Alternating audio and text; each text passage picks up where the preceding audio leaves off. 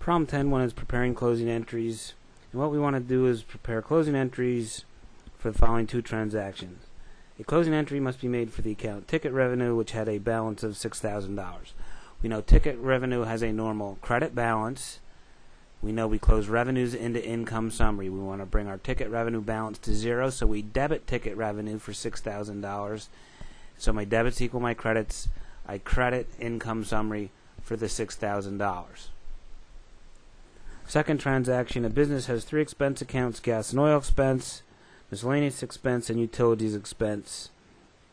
Also, the date was June 30th, so we're using June 30th as the date. We know expenses have a normal debit balance, so to close the temporary accounts, the expenses, we must credit those expenses.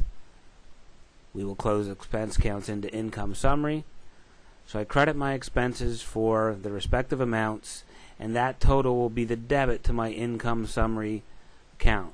So the 700, the 600, and the 1800 added together give us a debit to income summary of $3,100, and I close my expense accounts with a credit, crediting gas and oil expense for $700, miscellaneous expense for $600, and utilities expense for $1,800, bringing those balances to zero. When we close our accounts, our temporary accounts, we want to bring those account balances to zero. Problem 10.2.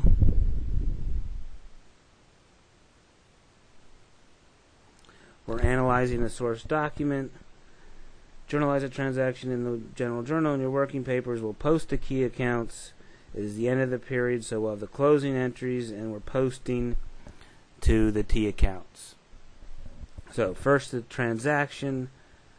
We are simply paying utilities. The Department of Water and Power gives us. We're going to make that account utilities expense for $129.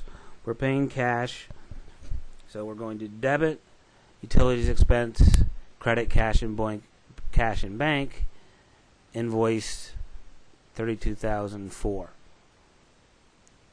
Now, to close that transaction, we know expenses have a normal debit balance. We want to bring that balance to zero, so we need to credit utilities expense for the $129. We close our expenses into income summary, so we debit income summary for $129, so our debits equal our credits. We list it as under closing entries, and the date would be the last day of the month, April 30th.